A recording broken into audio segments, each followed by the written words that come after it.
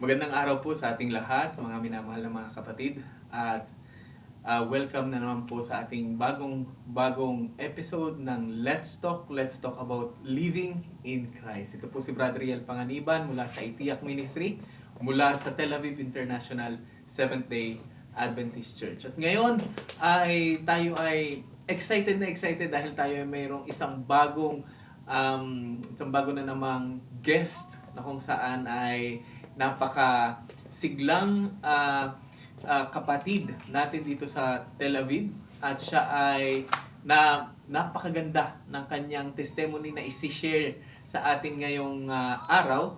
Kaya kami po ay inaanyayahan namin kayo na kayo ay mag-stick sa aming programang ito hanggang sa matapos, dahil kayo po ay mabibiyayaan at kayo po ay mapagpala ng kanyang testimony.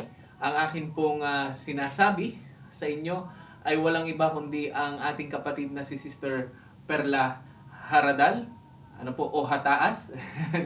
At siya po ay isang kapatiran na kung saan ay dito siya sa Israel na convert, o dito siya nahikayat sa katotohanan sa Israel, at dito siya nabinyagan. At ang the rest ng detalye ng kanyang kwento, ng kanyang buhay, ay hayaan kong siyang magkwento. Magandang araw, Sister Perla, Ate Perla. Thank you po sa inyong pagpapaunlak, Ate Perla, sa atin pong programang Let's Talk. Ayan. So, bagong lahat, Ate Perla, sino ba talaga si Perla Hataas, yung inyong background at yung inyong pong family background, kung saan kayo ay pinanganak, kung saan kayo lumaki, ano yung inyong buhay nung kayo ay nandun sa Pilipinas, at ilang taon na kayo dito sa Israel, para kami magkaroon ng idea kung sino si Perla Hataas noon.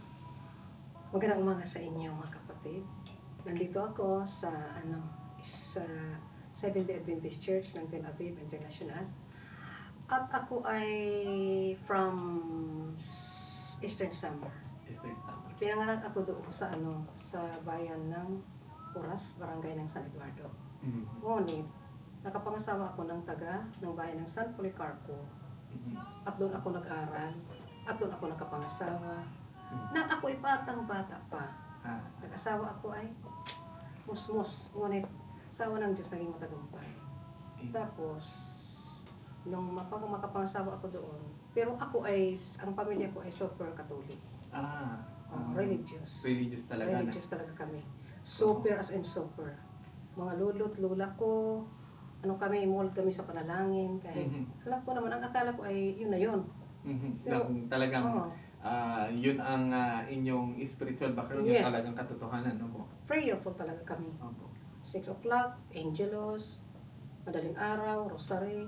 Ayun, ang mga panalangin namin, talagang bata pa kami, minold na kami ng panalangin. Kaya, disiplinado kami lahat. Amen. Ibig sabihin talagang simula't-simula nung kayo bata, kayo ay spiritual na talagang kayo ay pinalaki at hinubog sa kung saan ang atmosphere sa inyong tahanan, sa inyong pamilya ay makadiyos. Yeah. Ako ay active ako sa church, nasa choir ako, nagbabasa ako ng nagsasalmo ako sa simbahan. Ay sabi naman ng isang namin doon, si Sister Perling, Sister Perla, mag-commit ka sa El Shaddai. El Shaddai. Sa El Shaddai, oo. Pero Catholic din ang Catholic din yun. Catholic Renewal Movement, charismatic ng Catholic ang El Shaddai. Sabi niya, yung mga pinsan mo, yung mga nanay mo, nasa El Shaddai na, ikaw na lang hindi. Sabi ko, may oras din, sabi ko, Sister Perla. At yung pinsan ko, inaano niya ako, Ate Perla. Kasi pag nagawain sila sa plaza, doon saksak ang sa bahay ko. Ate Perla, halika na.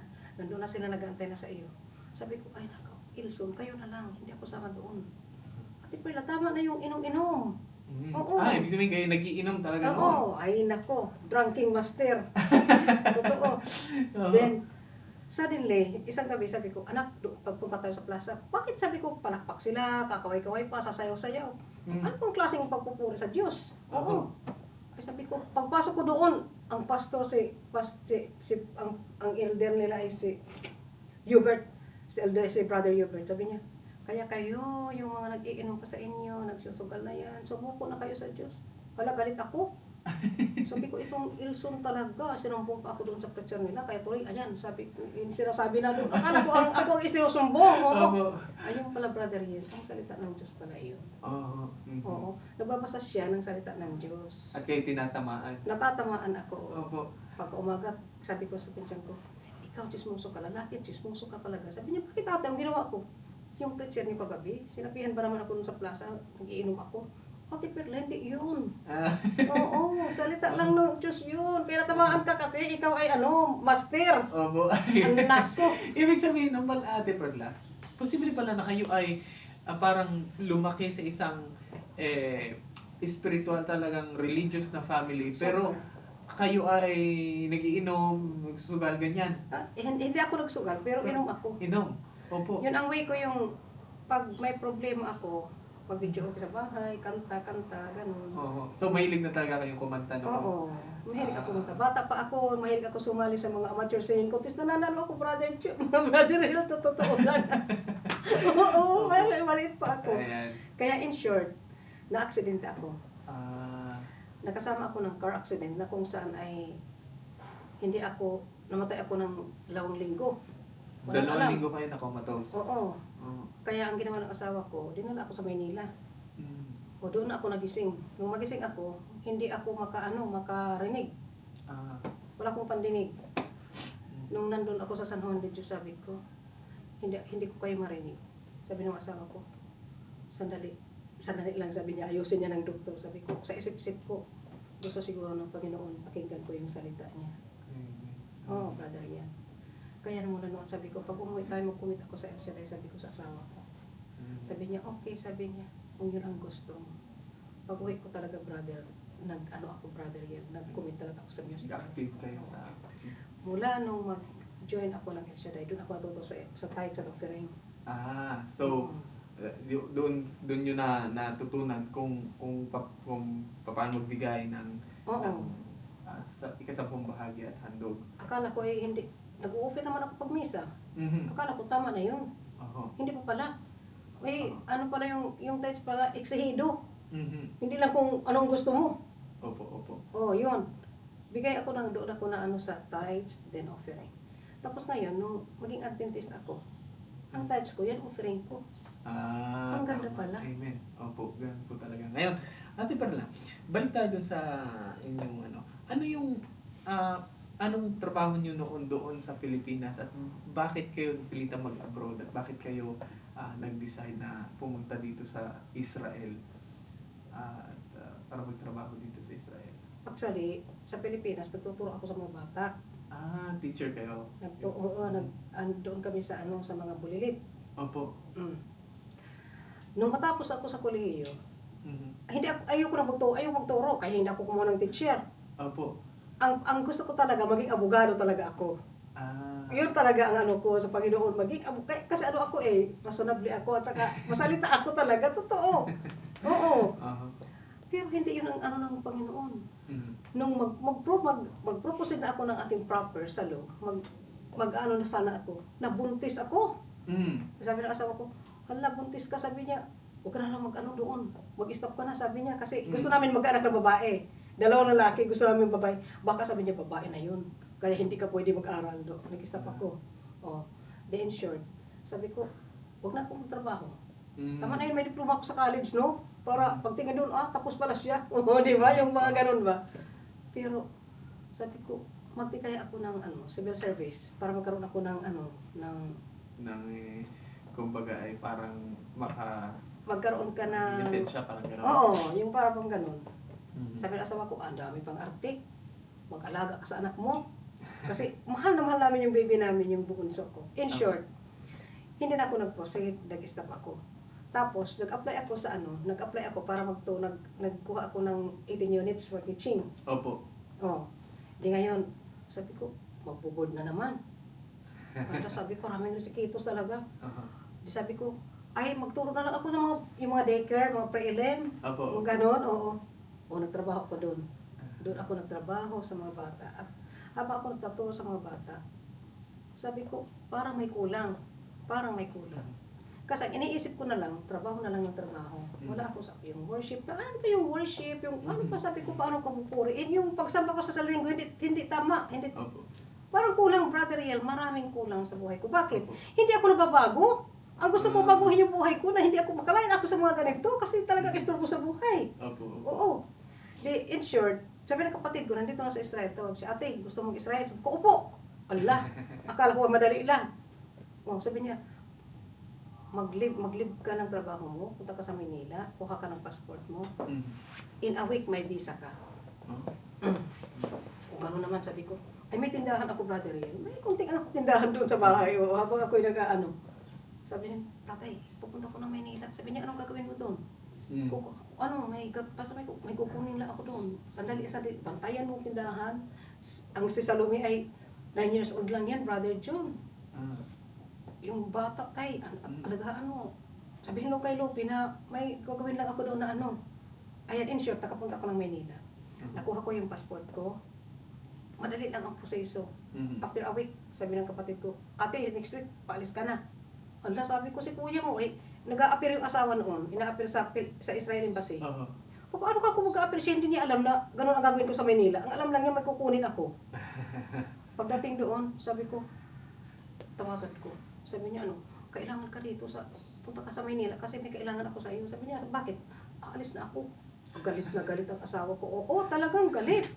Ay, siyempre. Hindi niya alam. Hindi niya alam na alis ako. Pagdating niya doon, anong gagawin ko dito? Mag-appear ako sa Israel Embassy. Ako, sabi niya, patay. Ano pa talaga sabi niya, hindi ka na pa pwede ba? Hindi na sabi sa pasok ka na maingay. In short, nakarating ako ng Israel. Pagdating ko sa Israel, naghanap ako ng El Shaddai. Hindi ako nakahanap. Ang napuntahan kong flat, GIL. Lahat sila GIL. Doon ay nakasama na ako sa kanila. Kaya 6 years ako sa GIL. Pagkatapos ng GIL, namatay yung amo ko after 6 years. Ay, nung kayo nasa JIL, active kayo doon? Kayo ay... Wala akong absent, Brother Riel. Amen. Sa totoo. Ibig sabihin talagang kayo ay naghahanap ng talagang katotohanan. Ano po, na talagang kumbaga ay kung saan ay yung puso niya ay talagang sa paglilingkod.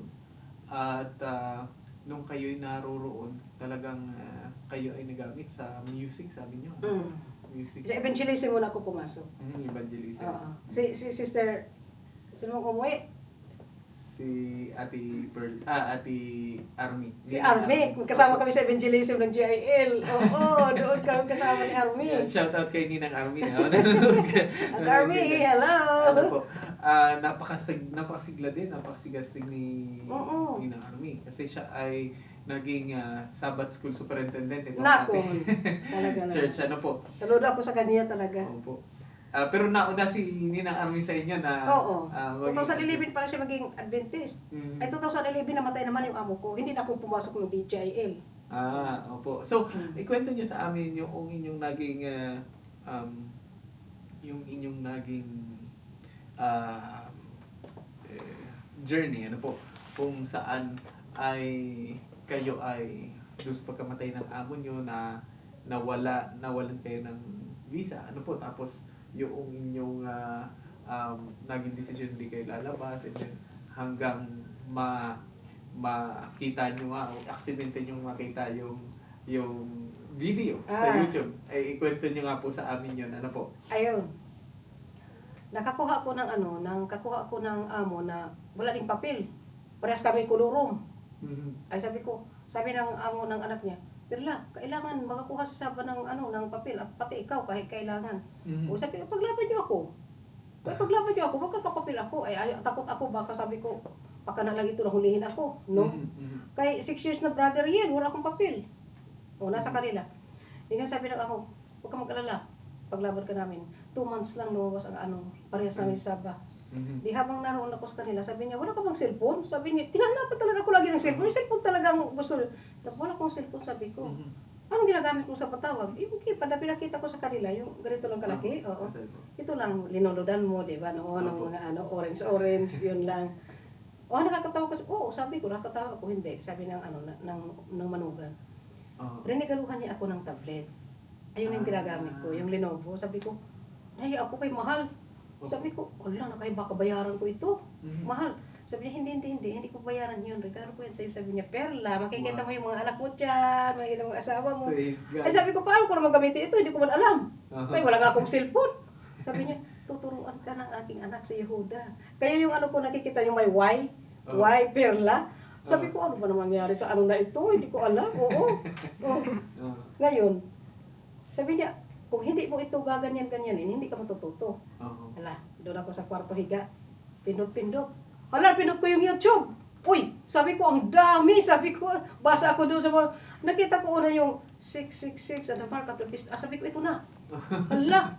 Yan ang tinatanong ko sa GIL. Ano ba? Sabi ko, itong 666 na ito, patak ba ito ng ano ba ito? Lalaki daw pangalan ng tao. Hindi ko na maintindihan. Kasi nabasa niyo sa Bible, kasi Oo. nagbabasa kayo ng Oh, Bible. yes. Ano po?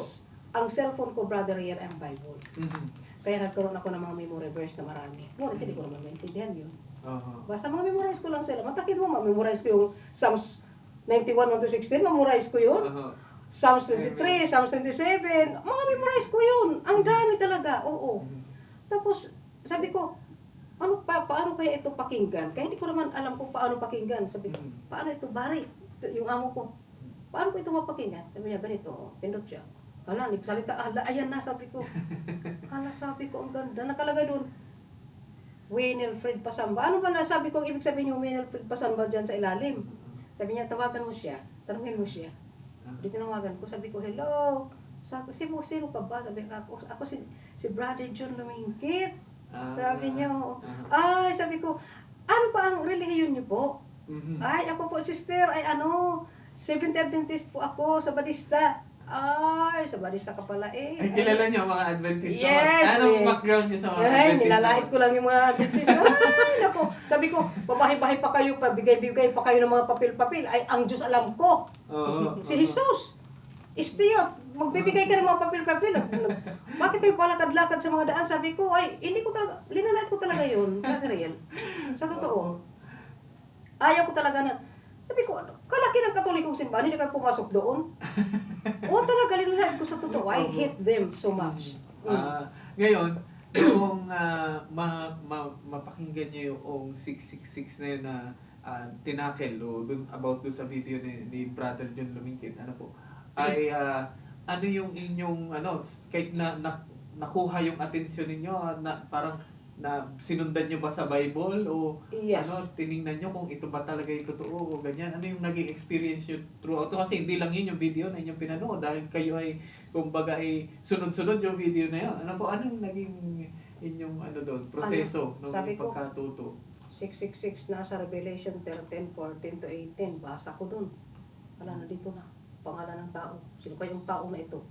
Oh. Ay tawag ko, Brother John, ano pa ba yung ibang mga topic ko? Sister, marami. Sabi niya, oo, marami. Sabi ko, gusto ko rin maunawaan yung state of the dead. Ay, Tawa ba yung namamatay na dito sa langit? Kaya gusto ko lamangit kasi sa amin may purgatory muna. Oh. Sabi niya, panoorin mo yung video ko. 120 na videos niya, brother yun.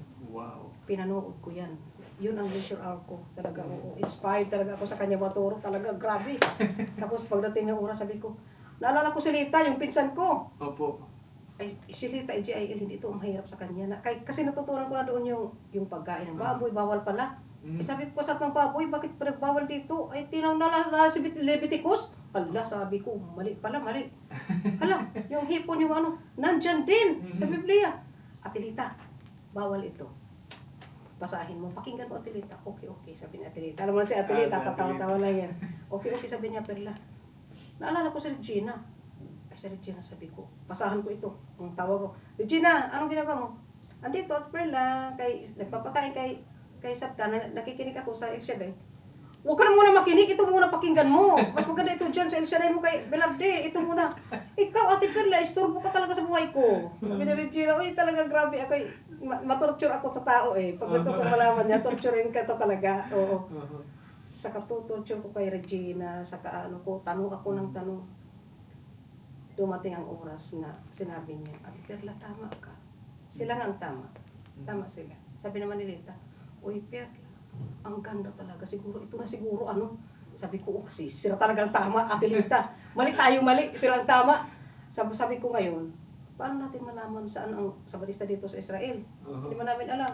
Tawag ko Brother June. Brother June, alam mo ba yung simbahan ng ng Adventist dito sa Israel? Uy, Sister Perla, marami. Nandyan sila sa Jero, may hotel pa sila doon. Inaano pa ni Brother June sa amin na pumunta kami doon. Sabi ko, Regina, ang gawin natin, manood tayo ng mga programa ng Adventist o panood siya ng pag-aralan natin. Opo. Kasi siya man ay mag-gadget, ako wala man, hindi ba ako marunong maghanap-hanap dyan sa ano, hindi ako marunong. Opo. Ikaw marunong dyan na paghanap-hanap, ikaw maghanap. Hala, sabi ko, yung mga nagla-like doon, tingnan mo, baka mag-like na taga ano. Kay Brother Johnson Oo. naman, Amikan. Oo, kay Amikan, sabi niya. Opo. Ayan, Ate Perla, may like, si Sister Edna. Dito sa Tel Aviv siya. Israel, Adventist siya. Oh, sabi niya, kunin mo ang telepono ng Per. Kuha siya. Ay, ibig sabihin, nanonood kayo, tapos tinitingnan yung comment ko, may magsasabi na watching from Israel. Yes! Doon kami nakakuha. Opo. Si Sister Edna. Di ngayon, kuhanin mo yung telepono ng Per para tawagan natin kung nasaan ba yung simbahan. Hala. Ay, ang una namin tinawagan, Sister Linda. Ate Linda. Sa Jerusalem. Sa Jero. Opo. Ay, hindi naman, sabi niya, opo, tatawagan ka namin, Sister. Nag-aantay kami, di man tumatawag siya. Sabi ko, ano ba naman ito?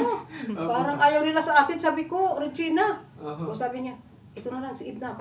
Tingin na naman kami doon, sa everyday, sa pag-aralan. Ayan, si Sister Edna. Ayaw ko kung nasaan siya ngayon. Edna, hindi. Actually, parang hindi po namin siya Naabutan. o hindi namin. Nandito siya namin eh. Opo. Ayan. Pero ang kagandahan nun ay naging tulay siya para ma-connect kayo sa... Yan ang tinawagan, television naalala po. ko, yan ang tinawagan na Regina. Tapos, nung matawagan siya, sabi niya, meron kami doon sa Jerusalem. Opo. Tapos yun, tumawag kami kay pastor, nag-ano na lang kami kung sino makausap namin.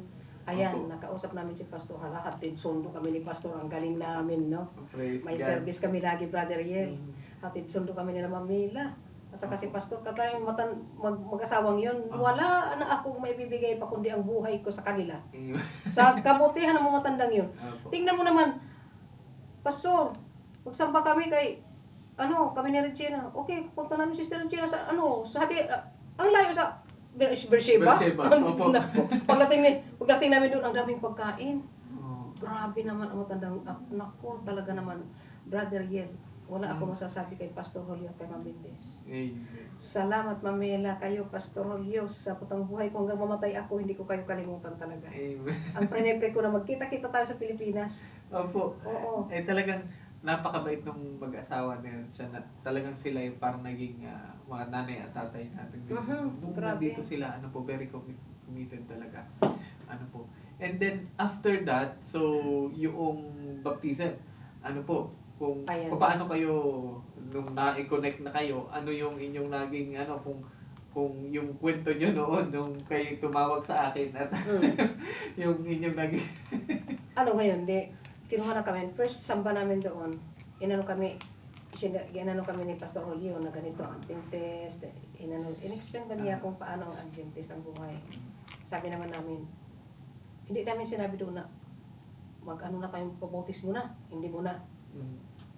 Nung nag-uusap-usap na kasi may group chat kami lang, tatlo. Opo. Sabi ko, ano pang inantay natin? Wala tayong ginagawa. Pabautis mo tayo para Amen. katulad na tayo sa kanila. Oo. Sabi naman ni Lita, tulungin mo, sabi niya si Brother Riel kung doon tayo sa Tel Aviv, pagtanong. Doon sa Eldavila, si Brother Riel daw, yun. Sabi ko, tanungin ko. Ayan. Sinabi ni Pastor sa inyo. Oo, na, sabi niya, dito sa Tel Aviv. mag-join kayo, may Bible study sila doon. Opo. Sabi ko, tanungin ko si Brother Riel, Ate Lita, kung pwede natin magpabautismo.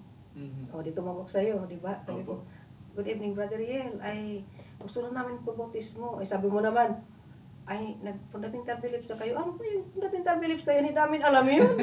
Oo. Kaya sabi niyo, okay, i-join ka namin sa Bible study. Kaya naka-form ka na ng Bible Friends.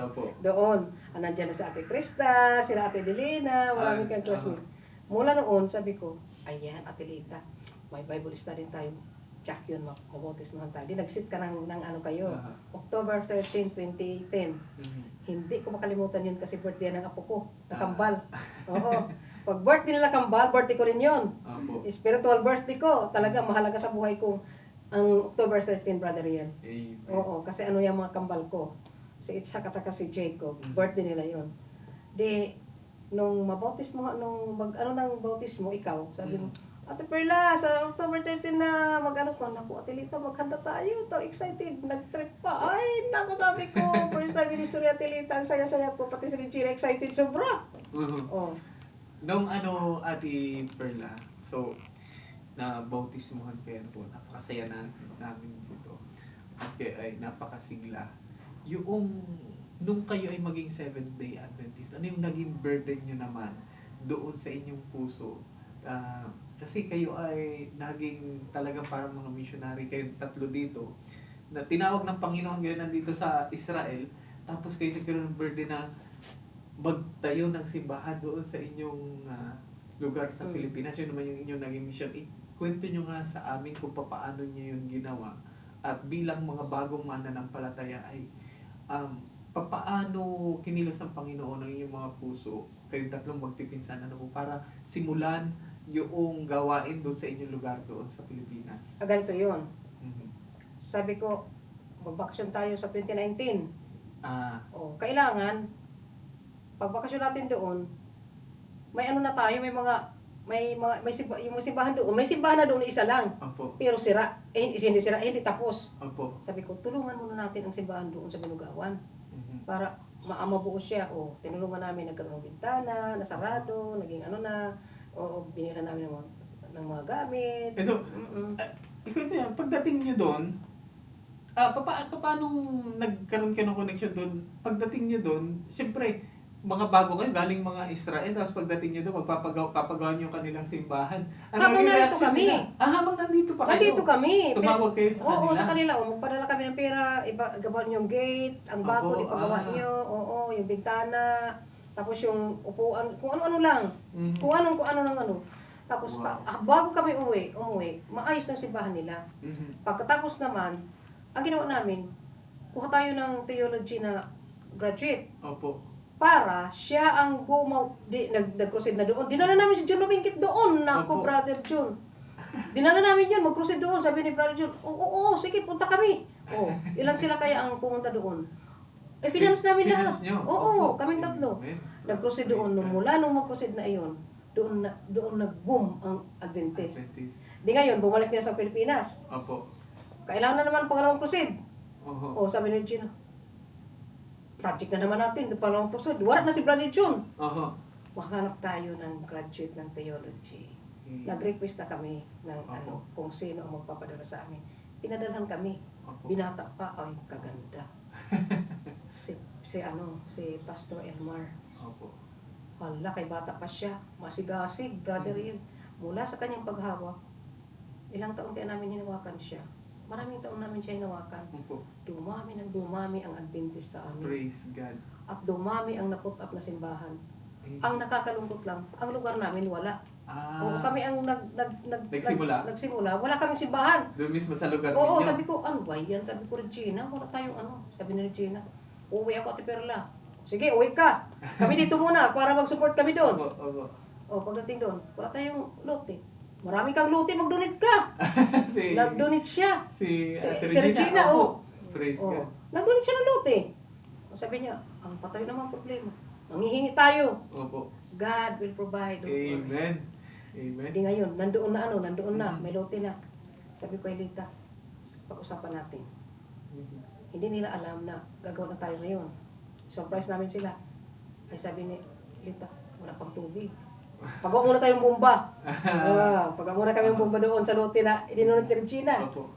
O di, tapos ng bomba. Ngayon sabi ko, tayo ang mag-hire tayo ng tao, hindi alam ni Regina. Mhm. Oo. Tayo ang kukuha ng tao, magpapachinso muna tayo ng kahoy, ganun ang nangyari. Tanong kami, saan ba ang lote doon? Ang alam namin, saan ba ang lote doon? Ilang hektarya ba yun? Ang luwang, brother yan. As in, Wow. regular na malaking simbahan talaga. May pwede pa paglagyan pa ng gym siya kung pwede pa. Ang luwang talaga na lote. Mhm. Sabi ko, maliit lang ang simbahan ang kaya namin. Sabi ko, ang importante, hindi na kayo tatakbo kung saan-saan pag nagawain. O, kasi tent lang. Pag nahangin, takbuhan sila pag umuulan. O, di kayo, sabi ko, yung gagawin natin, yung hindi na kayo tatakbo. Mhm. In short, na-build namin yung simbahan na yun. Nag-donate ang Adventist ng Tel Aviv, nag-donate sila Mamela at Pastor, mga taga-Amerika na na mga Adventist din, nag-donate sila, oo. Kasi yung simbahan na una na aming tinulungan din, ang nagpagawa noon ay mga taga doon sa kanila na mga nasa Amerika. Bali, inano nila, binuo muna yan, inumpisan nila. Tapos tinulungan namin sila. Tapos ngayon, yung simbahan naman, marami kang kulang pa. Hindi pala nila alam na may 100,000 na pala padala ang Amerika sa simbahan na yun. Nandoon lang sa summer mission, hindi lang nila pinakukuha. Ipinapakuha sa kanila, ngunit wala silang oras na kunin nila para maipatayo yun. Di in short, kinuha nila. Ngayon, alam mo, makikita kong simbahan nila, napakaganda, brother, kompleto. Ang simbahan nila. Oo. Pinatayo ng mga taga-Amerika. Ang ganda, kompleto ng gamit sila. Tapos, nung mabuo yan, walang himnal, order ako ng himnal para sa binugawan. Sige, sabi ko, kuha ko ng himnal book. Nagkaroon sila ng himnal book. Oo. Amen. Kaagad nagkaroon ng pangalawang simbahan. Bigyan niyo yung doon sa isa. Ngayon, problema, walang uniforme ng, baptism. Sige, pasukat kayo. Bayaran ko. Amen. Ay, ataram, brother, pero hindi nila alam yun. Yung mga ko doon na, ang sahod ko talaga, sinakripisyo ko talaga doon. Ang church namin, na-built lang namin ng 4 na buwan. Praise God. Nagkaroon kami ng church sa pamagitan ng panalangin. Opo. And ngayon, papaano naman yung inyong gaano kabilis lumago yung inyong church doon at ilan na ang miyembro doon at ilang pamilya na ang mga By almost 50 more than pa. Sa dalawa naming baptism, more than 50 ang baptismo agad. Amen. Brother Riel. Praise God. Imagine yun, from tinawag kayo dito and then dito kayo na nagsimula mula pa sa Israel na siyang nagpasimula doon sa lugar ninyo. Amazing talaga ang Panginoon na ating Grabe. gaano siya kagaling gumawa ng paraan. Imagine, hindi mo maiisip na gano'n yung kanya gagawing paraan para magkaroon ng church doon sa inyo at magkaroon ng liwanag doon sa inyong lugar. Imagine yun. At ngayon, yung inyong family at inyong mga anak ay Adventist na rin. At napakabuti ng Panginoon. Ate Farah, ano ang inyong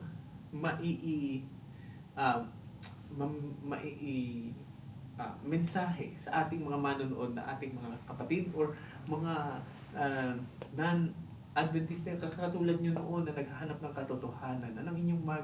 Anong mensahe sa kanila upang sila i-encourage na hanapin ang katotohanan at tanggapin ang katotohanan at gaano kasaya ang maglingkod sa Panginoon? Bago ko Brother Riel, ang ko lang ay nagpapasalamat ako kay Lita at saka kay Regina. Opo. Kasi naging supportive sila sa Amen. mga plano. Nagkaisa kami ng plano. Opo. Kaya nabuo ang lahat. Lalo na si Regina kaya nandun sa Pinas. Opo. Siya ang nag-manage sa lahat. Opo. Oo, tapos si Ate Lita, pati ang anak niya, tumulong yun. Amen. Ang ko lang sa inyo mga kapatid, tayong tao, Mhm. huwag tayong mag-stick sa ating kinagisnan na na kaalaman. Mhm. Ako ay dating Katoliko. Opo. Wala akong sablay sa pagsamba, totoo yan. Ngunit kung iisipin natin ang mga sarili natin, ang dami nating kulang. Maraming kulang sa paglilingkod sa Diyos. Hindi sapat yun na pumupunta lang tayo ng simbahan. Mhm. Mahalaga pala, Brother Riel, ang magbasa ng Biblia. Amen. Kaya hindi man ako nagbasa ng Biblia. Samba lang ako ng samba, oo. Mhm. Kailangan pala yung may mapapakinggan ka, hanapin mo sa Bible. Kung Opo. yung sinasabi niya, nasa Bible. Opo. Baka yung sinasabi niya sa kanyang sarili lang, Opo. ang sarili lang yung itinuturo niya, hindi yung salita ng Diyos. Opinion niya lang yun. Yes. Mhm. Kaya ako, nung nakikinig ako kay Brother John, may Biblia talaga ako. Kahit nagbabasa na ako ng Biblia, kasi hindi ko naman iniintindi, parang ang Bible noon, Brother Riel, ay pagpalipas oras ko lang. Binabasa ko lang. Pero wala akong naintindihan. Libangan ko lang. Opo. Pero nung makinig ako kay Brother John, sabi ko, totoo, nandito pala yung yung state of the dead. Tama nga naman. Tama. Opo. Paghambingin mo yun, ang pakinggan mo at ang Biblia. Amen. Kung magkaparehas sila, yun ang tama. Praise Diba? God. Kasi sabi sa Isaiah 8:20, Opo. to the law and to the And to the testimony, if they speak not according to this word, it is because there is no light. in them. Amen. Napakabuti. Po. At talagang nakita naman sa buhay niya, Ate Perla, kami mismo, po dito sa church, ay na-bless sa inyo pong testimony, sa inyo pong kasiglahan, ano po. At noong mula doon sa ating Bible study sa Bible Friends hanggang sa Bible training ay talagang napakagandang laki ng naitulong niyo po sa ating iglesia. Ano, kahit na hindi kayo sabihin na hindi na kayo laging nakakalabas, but still ano po, yung inyo pong pagiging active sa ating online ministry ay napakalaking tulong sa ating dahil siguro dahil doon kayo nagsimula, talagang doon ginamit ng Panginoon ang media ministry para kayo ay abutin at malaman nyo ang katotohanan ng po at ganun kakapangyarihan ang media, ano po, na wala namang pupunta doon sa inyong lugar para kayo ay Bible studyan, maaring maybe, but yung I hate. sabihin na, ay, mga Adventist kayo, hindi nyo Pwede. tatanggapin. Sa balista ka, no? Pero nung i-click nyo yung 666, Naunawaan ko. naunawaan nyo. Amen. And that's how God, how powerful God is. Ano po? He can use the tablet, He can use the cellphone, the YouTube, to reach people like you, like us. Ano po? Maraming salamat po, Ate Perla. Huwag ka magpapasalamat kasi ako'y lumago dito sa gawain na ito dahil sa iyo. Amen. Praise God. But alam niyo, maraming salamat, Ate Perla, na ikaw ay tumanggap sa naging open, ano po, ang inyong isipan. Si Ate Regina, ano po, ito po Ate Regina, Ate Lita, ano po, Ate Lita, ikaw ang susunod dito, na tinanggap nyo ng buong puso at may open-minded ang salita ng Panginoon. Ano po, actually, lagi nating sinasabi, lagi yung sinasabi sa inyo naman, no, sa ating, bago pa man kayo, no, hindi naman iglesia ang maglilitas. Amen. Ang pananampalataya ang ating Panginoong Hesus Kristo. Ano po, ngunit, kung gusto nating malaman talaga ang katotohanan, ano po, ay pumunta tayo sa banal na kasulatan. Ano po, gaya ng ginawa ni na Ate Perla. They compare the Word of God and they read and they understand. Ano po, kaya salamat Ate Perla, ano po, na i-share nyo sa amin itong testimony ninyo. Maraming mga tao pa ang nandyan na naghihintay lang, ano po, at nag-iisip, ano ba talaga ang katotohanan? Alin ba talaga ang totoong iglesia? O sino ba talaga nagsasabi ng totoo?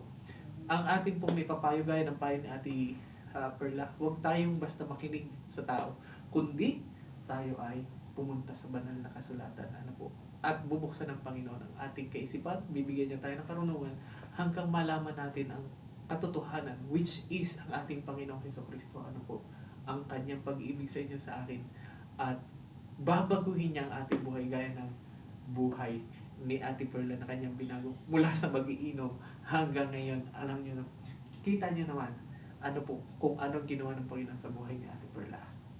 Very powerful. Salamat po, Ate Perla. Salamat sa Panginoon. Praise God. Ano po. At salamat din, Brother El, sa iyo. Sa iyo mga Bible training, Bible study, doon ako lumago. Sa totoo lang. Praise God. Kasi hindi ako makalabas. Dahil sa online na programa, ang dami kong natutunan. Amen. Maraming Brother El. At asahan mo yung natutunan ko sa iyo, ibahagi ko yan doon sa aking mga kapatiran sa pag-uwi ko sa Amen. Kaya ang mission ko, Brother El, to fulfill what I have learned from you Amen. through the Bible. Yeah. So, magkakaroon tayo ng branch ng Bible training sa Pilipinas. Ay! Ang ganda.